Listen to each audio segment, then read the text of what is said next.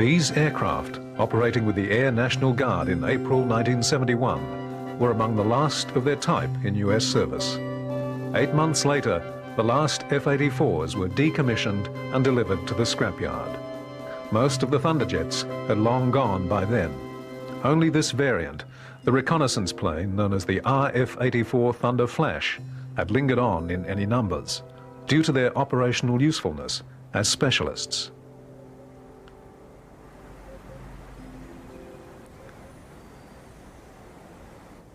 By 1971, the planes were showing their age.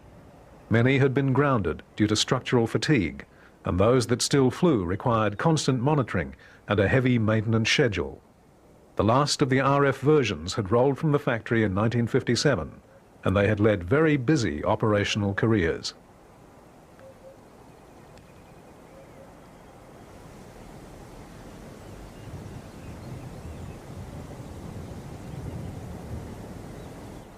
The Thunder Flash photographic planes were the most successful development of the F-84 family and embodied all the advances that had been made during the design's career, which can be traced back to October 1944. At that point, the design team at Republic had abandoned the idea of putting a jet engine into the redoubtable P-47 Thunderbolt and had set to work on a clean sheet of paper to develop a new aircraft.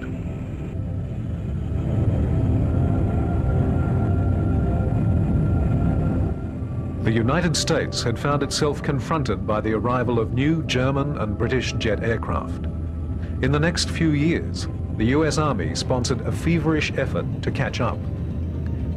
The Bell and Lockheed corporations developed the first two US jet aircraft, and the Lockheed P-80 was ordered into production.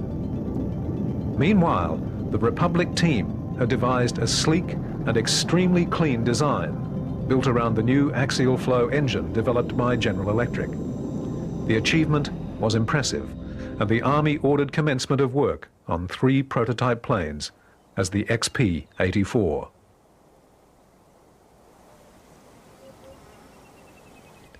The first plane was completed in December 1945 and then was transported to the Muroc Testing Center for Army evaluation. There, on the 28th of February 1946, the new plane took to the air for the first time, becoming the first post-war American fighter.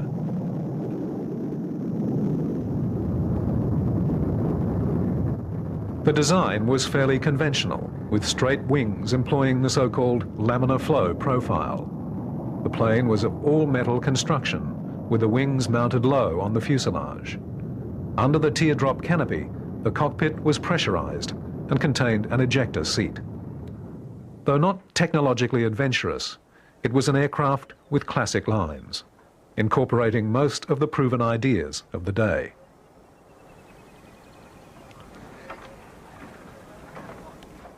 Models were rapidly evolved in relatively small numbers until the E model appeared in 1949. While over 840 of the E model were built, design work continued to refine the plane, and many improvements were retrofitted to the early models. For example, this E model has been refinished with many of the improvements developed for later variants. From the start, there were problems with the new plane. In the main, these were the same problems evident in other early jets. They reflected lack of knowledge about the needs and potential of the new power plants. In its later career, the plane evolved gradually until it looked radically different from the trim 1946 prototype. The most obvious flaw in the design was the straight wing, and go-ahead was given to develop a swept-wing version. The other major flaw was outside the designer's control. The Thunderjet was badly underpowered. All the early jets shared the problem of low power and required excessive runway to take off. Under full load, it was safer to employ rocket-assisted takeoff rather than hope the plane would be airborne before it ran out of runway. All too often, planes did run out of takeoff room, and hundreds of pilots around the world wrote off their Thunderjets in that way.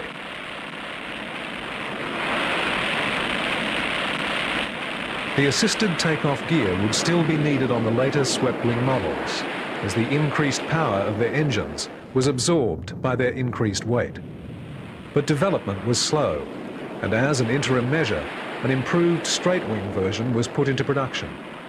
This, the G model, was built in greater numbers than any other version, 3,025 being constructed.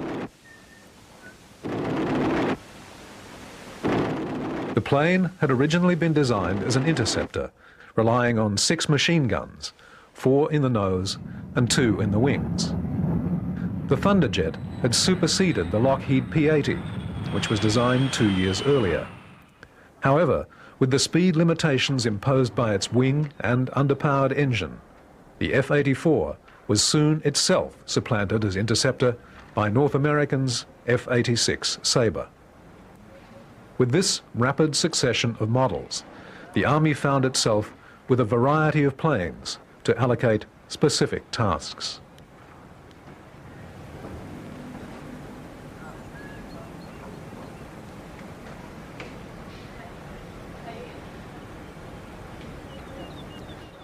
In the carve-up of roles among the three, the Thunderjet evolved as a fighter-bomber, and by the time of the G model had been given the ability to carry out nuclear attacks. Its conventional stores carrying was also developed. It was in tactical support and air-to-ground strike operations the Thunderjet was to gain its fine combat reputation.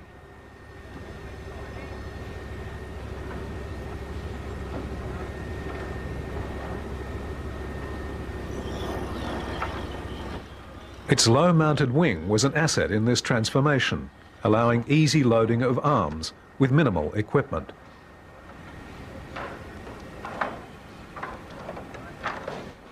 With the ability to carry up to 4,000 pounds of bombs, the Thunderjet packed a powerful attack.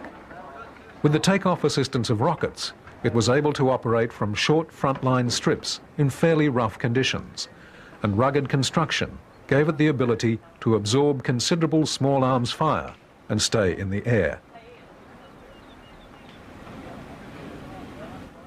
Adding further to its power in ground attack were the 6 machine guns, which carried 300 rounds each.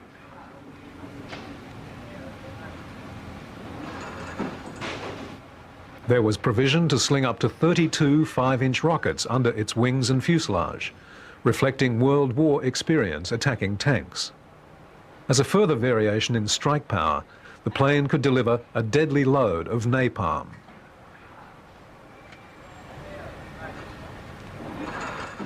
The plank wing planes were limited in speed to Mach 0.82.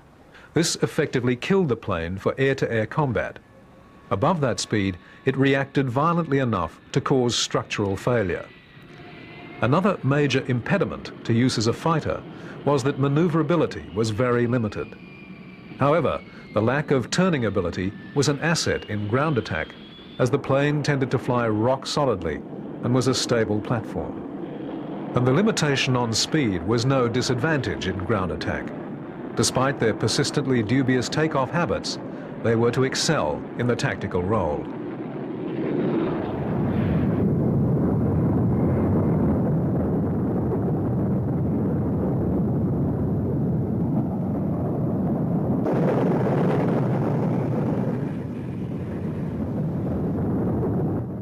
The original production version, the B, had been a very basic aircraft, little advanced on 1945 piston-engine fighters. However, as models and submodels were developed, the plane's sophistication increased. By the G version, the planes had gained radar-assisted sighting, an autopilot, and revised electrical, fuel, and hydraulic systems, along with a host of other improvements. The early jet engines were very fuel-hungry, and the Thunderjet had limited internal storage. The addition of wingtip tanks boosted capacity, but the range of the early planes was limited to 1,200 miles or so. By the time the G model was introduced, its range had been increased to 2,000 miles, but a very important addition was made to that model. Because it was employed by the Strategic Air Command as an escort fighter, it received in-flight refueling provision. Curiously, the receiver was installed in the left wing, disrupting airflow over a considerable proportion of the wing surface. The G model had only been developed because of delays in getting the swept-wing version sorted out. However, by 1952, the plane was ready for its first flight.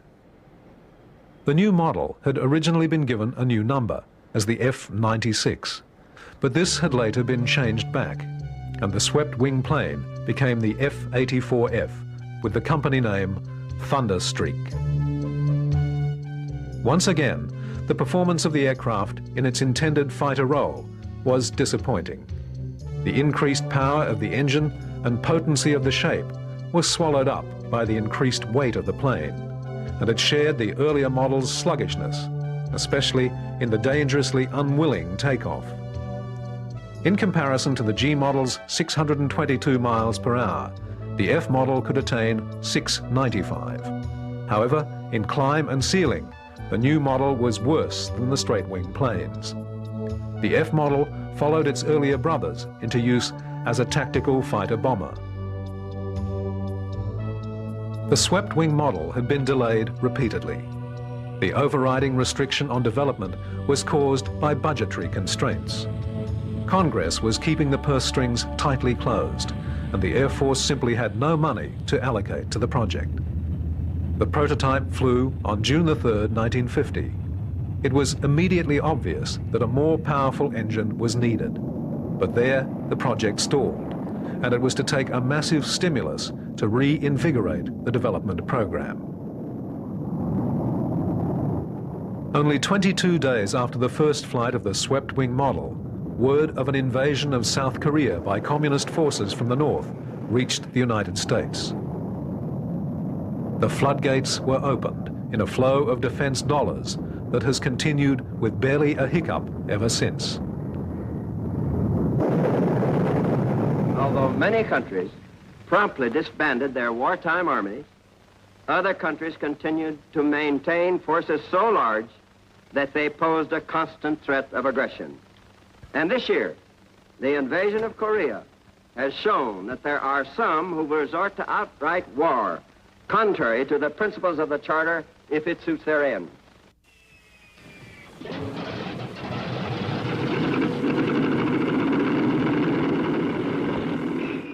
When war in Korea broke out, the United States Air Force was a mere shadow of the mighty machine of victory that had existed 5 years earlier. The South Koreans simply did not have an air force. They had 16 aircraft, all trainers or liaison aircraft, with not a gun or bomb rack between them. Airfields were few and rudimentary. The workload therefore fell initially to piston-engined aircraft to operate from Korea. American jets were forced to operate from Japan and arrived at the battlefront with limited loitering time available. The force the US could deploy in the air was barely adequate for the task, and if the North Koreans had had a decent air force, the whole of the peninsula may have been quickly overrun. In fact, the North had 62 light attack planes and 70 outdated fighters.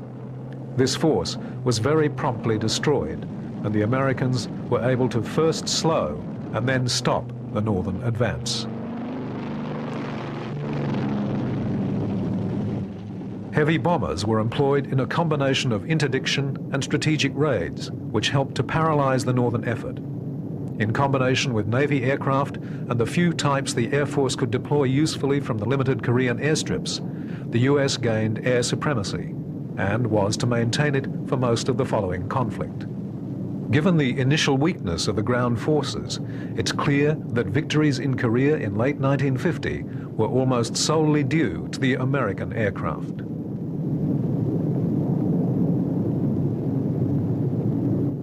F-84s were not initially deployed to Korea. Mustangs and P-80s were quite capable of doing the job. But on the 9th of November 1950, the situation changed radically.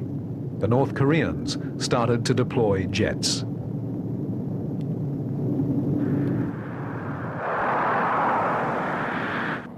Within days, the United States was forced to deploy more modern aircraft to the conflict.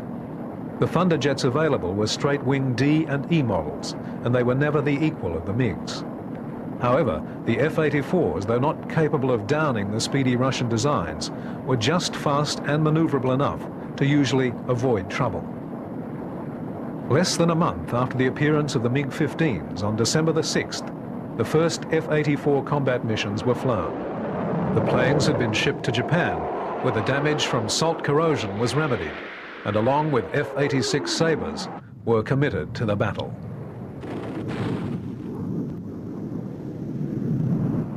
Outclassed as a fighter by the two swept-wing jets, the F-84s settled into a life of tactical air-to-ground missions.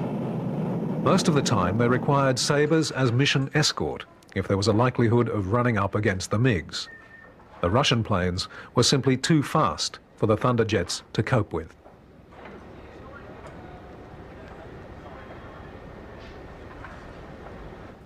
In their tactical role, the F-84s were to prove invaluable. By the end of the war, they'd flown 86,408 sorties. In that time, they had dropped 5,560 tons of napalm and 50,427 tons of bombs. They had fired 22,154 rockets and a huge number of rounds from their machine guns. The infantry were, in a mixture of awe and gratitude, to dub them the champ of the fighter bombers.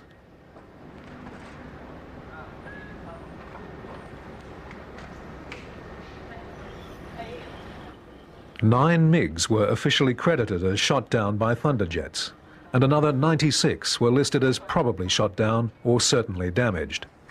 Against this, the MiGs shot down 18 Thunderjets and damaged many more. Anti-aircraft fire was to claim a greater tally of the F-84s. 135 were shot down by ground forces.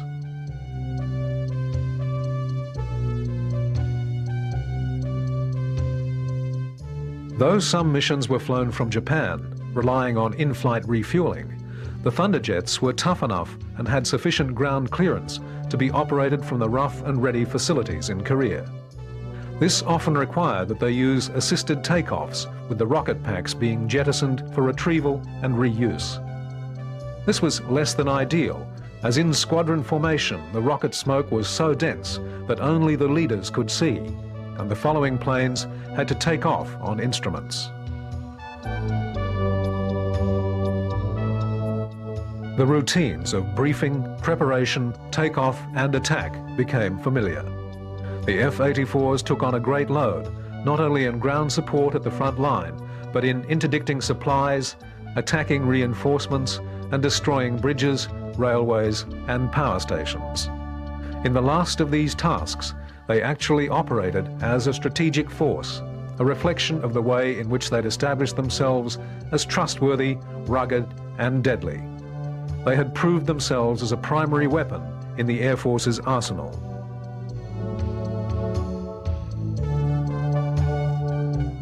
The greatest virtues possessed by the Thunderjets were all underlined in Korea. They were, especially in comparison to other early jets, easy to maintain. They were also stable and effective attack platforms, capable of withstanding considerable damage. Their performance was simply workmanlike, especially if compared to their Republic relatives, the P-47 of the Second World War and the great F-105s, which played such an important role in Vietnam. However, despite their limitations, they were the most effective jet attack plane in the Air Force during the Korean conflict. The Thunderjet starts to emerge from the cloak of its failings and be revealed as a very important and successful aircraft. Its greatness has to be seen in the context of the era. Many early jets were far less effective and successful than the F-84. Their contribution in Korea might best be described as worthy. But the reason the tedious, difficult, repetitive and dangerous tasks of the conflict fell to the Thunderjets is simple. They were capable when all around them other types failed the test of combat.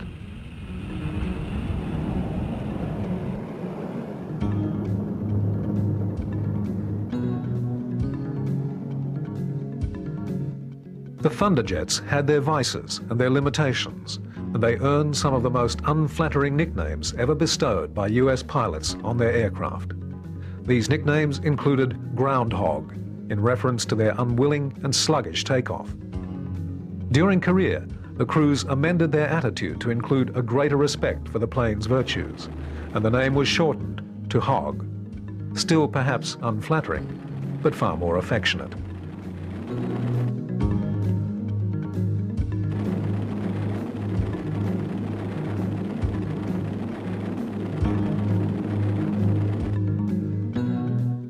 Many lessons of the Second World War had been considered redundant after the development of the atom bomb.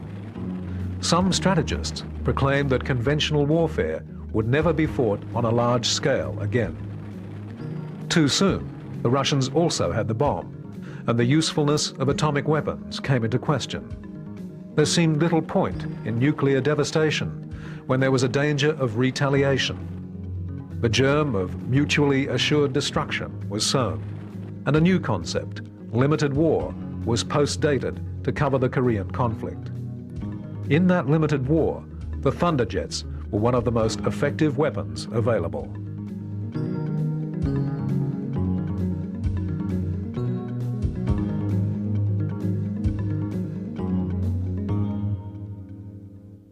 By the end of the Korean War, in 1953, a series of confrontations and negotiations had completely rearranged world politics. This process was formally culminated in Paris on October the 23rd, 1954, with the ending of the occupation of West Germany. From that date onwards, English, American and French troops remained in Germany as friends to help its defense. The Germans, many of whom were still deeply shocked and ashamed by the revelation of what their government had done in their name, found themselves welcomed back into the family of nations. On the 13th of November 1956, another step in this process occurred with the handing over to the German Luftwaffe of their first combat planes since the end of the Second World War. The planes were F-84F Thunderstreaks. Eventually, the Germans would deploy 5 full wings of Thunderstreaks, making them the largest user of the planes outside the USAF.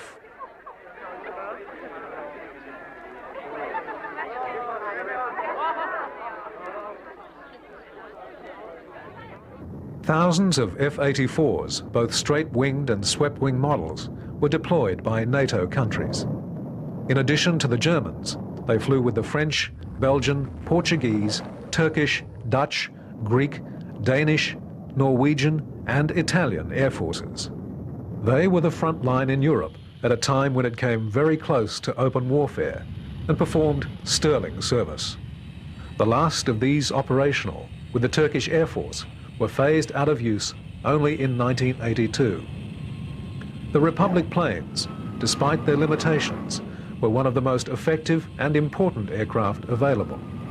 They were phased out when better planes were developed, but until then, they were the best that could be found. One other version of the F-84 was to be made in significant numbers. This was the RF-84F, the Thunder Flash. Korea pointed up the need for a high-speed photographic reconnaissance aircraft, capable of doing the job and avoiding interception by the MiGs. The new photo plane would need a longer range and much higher speed than the aircraft then being used for the job.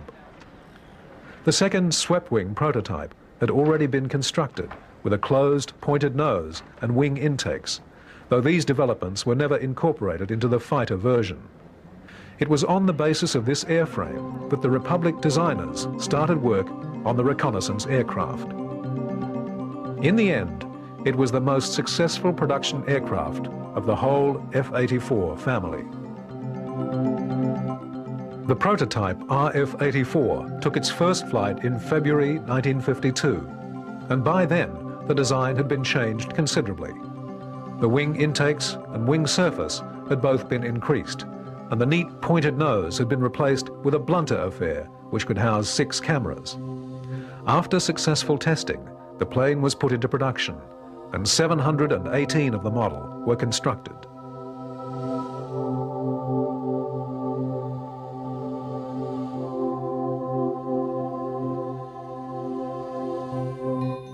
Production was delayed until 1955 by difficulties with the engine for the new version, but eventually they started to flow into operational use.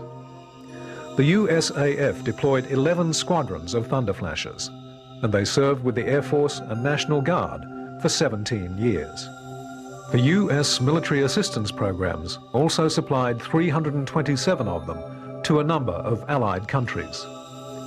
They had been intended as a stopgap and were replaced in the US front line by McDonnell RF-101 Voodoos after only 3 years' use.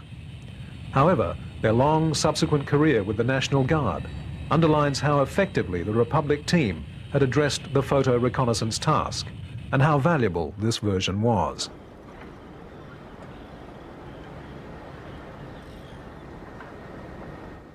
As with all the F-84 family, maintenance and ground operation access was simplified. This was not only an important virtue of the type, but was an influence on later designs. Even the first Thunderjets had over 180 access panels. The entire tail after the wing could be removed to simplify servicing the engine. It was part of the detailed work of the design team that was largely irrelevant to the aircraft in flight, but very important in the operational viability of the plane.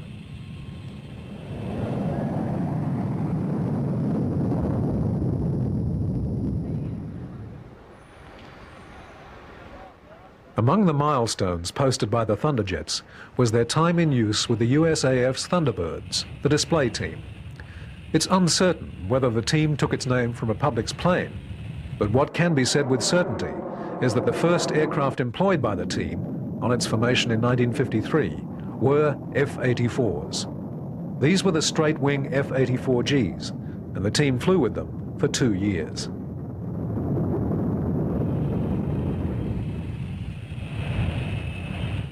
For the 1955 season, the Thunderbirds took delivery of new aircraft. Once again, these were F-84s, a swept-wing F model. Thunderbirds, rolling. Room looking.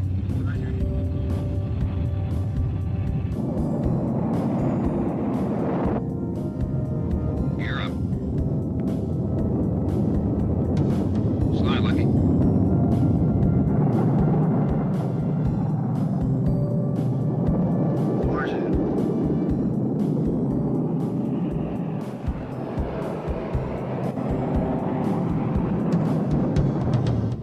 With their wings only 5 feet apart, the planes look as though they're touching.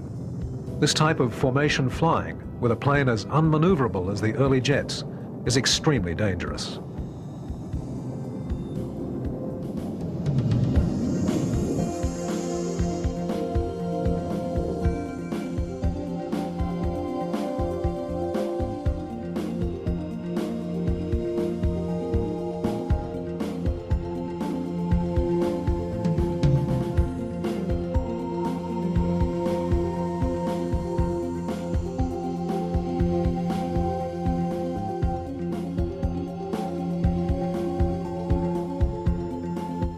The Thunderbirds flew 91 shows with the F-84F, ending with the Armed Forces Day show at Bolling Field on the 19th of May 1956.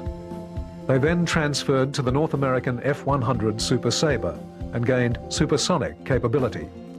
However, the shows in their new planes would be flown in much the same speed bracket as with the F-84s. One of the factors that made the F-84 such an important aircraft in the post-war years was the amount of experimentation, testing and evaluation that went on with the type and with variations developed from it. The FICON story is one of these important footnotes in aviation history written around the F-84.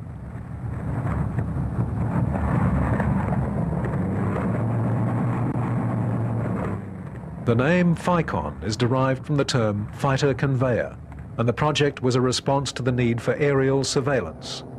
Large reconnaissance aircraft had become too vulnerable for operations over hostile territory, yet much of the territory which had to be overflown was well outside the range of a fighter, let alone the endurance of its pilot. The scheme was simple in conception, but was far more complex to carry out. In effect, a B-36 bomber acting as a mother ship would carry the photo reconnaissance fighter for all but the dangerous part of the mission, launching and retrieving it in flight.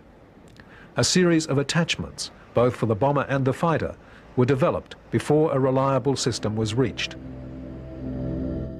It was difficult and highly dangerous.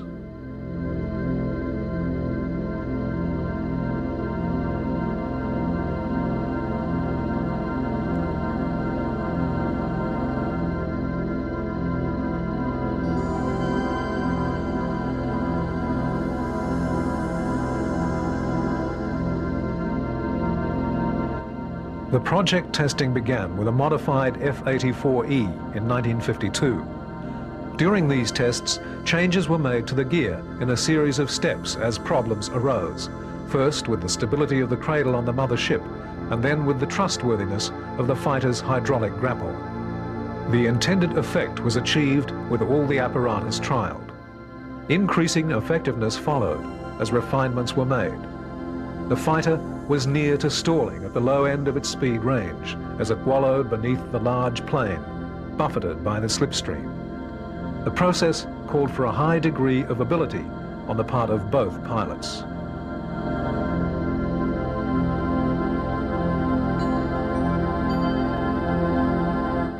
The aircraft intended for operational deployment in the job was the RF-84F, modified and redesignated the RF-84K. Tests with this version commenced in 1953, and on the 30th of March, the prototype made its first successful docking. By this time, the mechanisms had been resolved. Modifications to the F-84 included drastic remodeling of the horizontal tail to allow the plane to be retracted into the B-36 bomb bay, in addition to the 3 hydraulic latches.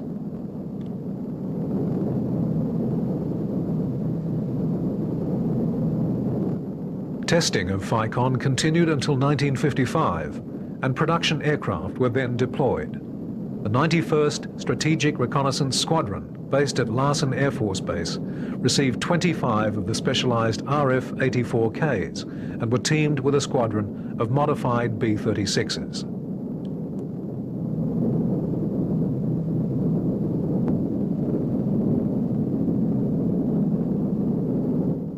Experiments and in-squadron training continued until 1956, when they were abandoned.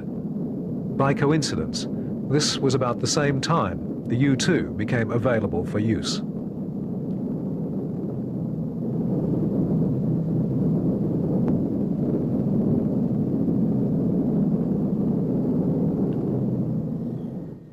One of the nightmares that beset planners after the Russians had developed their own atomic weapons and delivery systems was that airfields could now be totally destroyed, along with all their aircraft, in one hit. This and several other factors, including the apparently insatiable appetite of jets for long, straight concrete runways, combined to lead to one of aviation's stranger manifestations.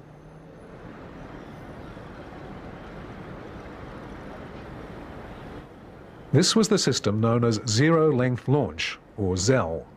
This scheme aimed to shoot manned and nuclear-armed aircraft off the back of trucks or out of concrete bunkers.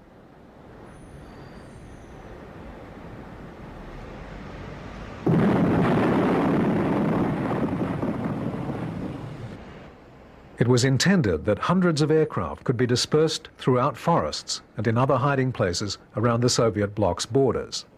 These planes could be ready, fully armed, to respond immediately to any Soviet attack. Another scheme would have placed interceptors on similar apparatus in hardened concrete bunkers to respond to any incursion by Soviet strategic bombers.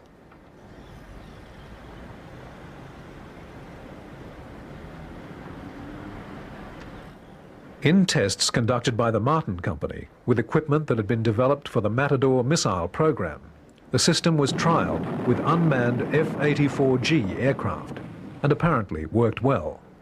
The first launch took place on December the 15th, 1953, and the F-84 was rapidly accelerated from the truck and then allowed to find its own way back to Earth. Another unmanned trial followed.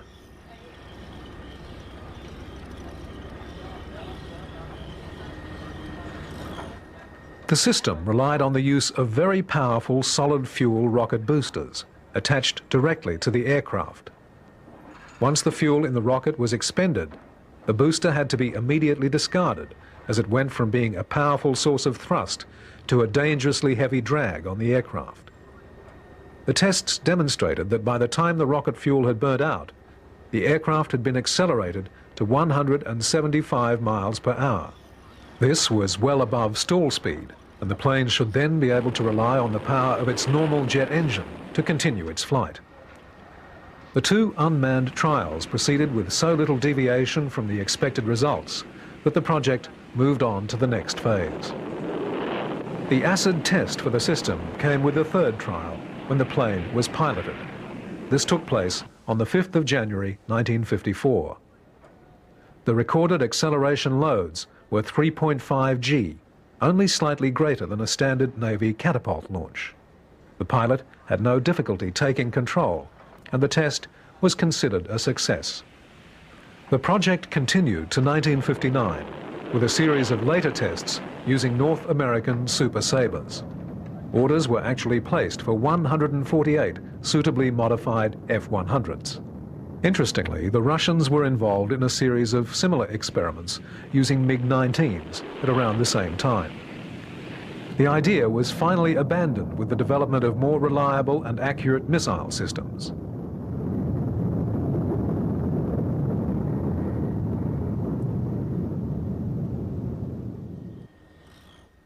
Experimentation with the F-84 continued to throw up a fascinating variety of variants. One of the more outlandish was the F-84H model, designed to be a supersonic, propeller-driven aircraft. This was truly a very different plane, and originally was designated the F-106. It had very little in common with the rest of the series, but was redesignated as the F-84H before its first flight. Two prototypes were ordered, with the aim of developing them for Navy carrier deployment.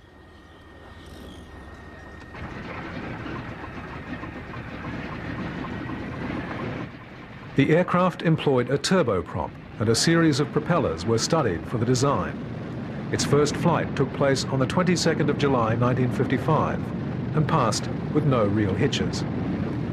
However, the plane failed to live up to expectations and did not actually pass Mach 1. It managed to reach 670 miles per hour, which made it the world's fastest propeller-driven aircraft, but was useless for the Navy's purposes.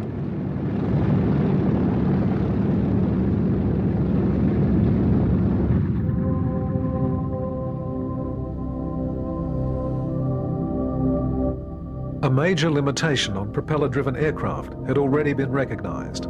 At speeds nearing Mach 1 and then passing through it, different parts of the propeller would be simultaneously traveling at speeds above and below the speed of sound. The stresses involved are massive, and the whole area of propeller design and construction needed revolutionary changes to cope with the various loads that would be encountered.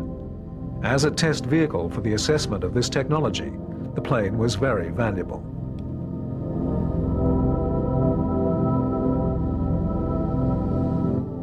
Experiments with the F-84H proved the ruggedness of the three-bladed propeller and the soundness of the engineering of the power plant and aircraft.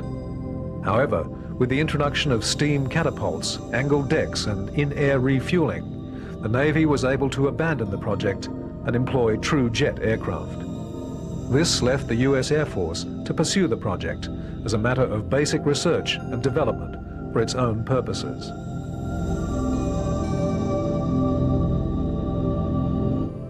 In addition to being the world's fastest propeller-driven plane, the F-84H holds another claim to fame. It's generally acknowledged as the noisiest aircraft ever built. The engine was a large Allison unit, developing nearly 6,000 horsepower, but this was only a minor factor in the din of the aircraft. What really made the racket was the propeller. At high revolutions, even in ground maneuvers, the propeller tips went supersonic. This meant that the plane emitted around 900 sonic booms per minute, and these combined to make an astonishing row. The noise was such that ground crew involved in the test series suffered malaise and nausea if they were anywhere near the aircraft during taxiing, run-up or takeoff. This was true even if they wore earplugs. The effect on a carrier's deck of a squadron of such aircraft preparing for takeoff would undoubtedly have been bad for operational efficiency. The plane and supersonic propellers were quite sensibly abandoned. Perhaps the most outstanding derivative of the F-84 was the XF-91 Thunderceptor. This 1946 design stands as one of the most amazing experimental aircraft of its era. It was fitted with 4 rocket chambers in addition to a powerful jet engine. It was the first US combat plane to break the speed of sound in level flight. The aircraft wings pivoted to give a variable angle of attack. Together with full-length slats, this gave the plane a very low stall speed for the time and allowed in-flight maneuvers that remain unique. The wings themselves were another radical feature, tapering in from the tip to the fuselage. This reversed the effect of wingtip stall, turning dangerous pitch up into easily controllable pitch down. If it had been fitted with the intended power plants, it was expected to fly to Mach 2, but even with the limited power of the available engines, it was capable of Mach 1.2. Though clearly the most advanced design of its era, it was not proceeded with on the basis of cost. Republic was a very ambitious company, committed to advanced design, and another of their projects, again not put into production, was the Mark III XF-103, a delta wing which used both a turbojet and ramjets. This plane had no canopy as such, the pilot being totally enclosed. An F-84 was employed to test periscope systems for the XF-103 pilot, and this strange mutant Thunderjet established that the system could be made to work. In Air National Guard hands, the F-84 persisted for a long and uneventful career, still plagued by its groundhog takeoff, but trusted and respected by its pilots. While they spent most of their time with the USAF as a second division aircraft, for many nations they were front line. For many of these air forces, the F-84 was persisted with not only because of budgetary constraints for the purchase of replacements, but because they worked well enough to deserve their attention. The F-84 slipped into history virtually unlamented. Their reputation was tarnished by development difficulties and the fact that they were always underpowered. However, to dismiss them is to overlook their achievements, particularly in Korea.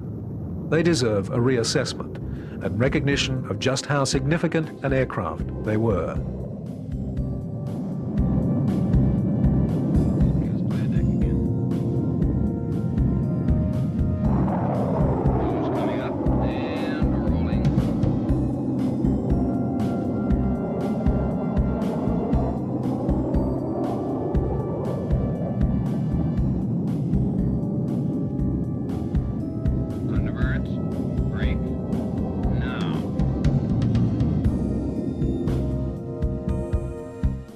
Like the rest of the first generation of jet fighters, the F-84 was effectively a transition between the piston-engine planes and the more effective aircraft known as the Century series, the second generation of jets. The Century fighters were more successful simply because they could draw on a wealth of knowledge gained in the careers of the initial series of post-war aircraft. Within the first generation, the Republic planes were outclassed by only the F-86, which itself was a later design and drew on the knowledge gained in the F-84's career. Okay, let's start moving in slow. 330. Hard turn to the right. The F-84 can be seen in hindsight to have had many virtues in an era when aircraft design had run into areas of great uncertainty. The problems of developing jet engines to deliver power and reliability were forced to one side by military considerations. The availability of even very limited jets had made propellers totally redundant. Propeller-driven aircraft were well understood and very reliable, but need compelled the transition to a far less advanced and trustworthy technology. As Korea demonstrated, the F-84, for all its faults, was the most dependable and rugged of its contemporaries. The F-86 is remembered as the plane that bested the MiG-15, but the F-84 was the plane that operated from the worst strips under abominable conditions and helped to stem the tide of Chinese intervention with a hail of accurately employed tactical firepower.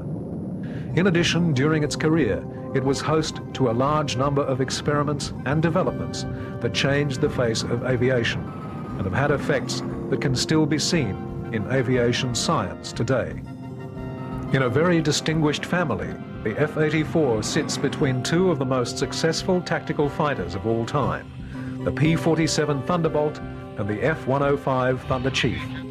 And given their era, they survive a comparison very well.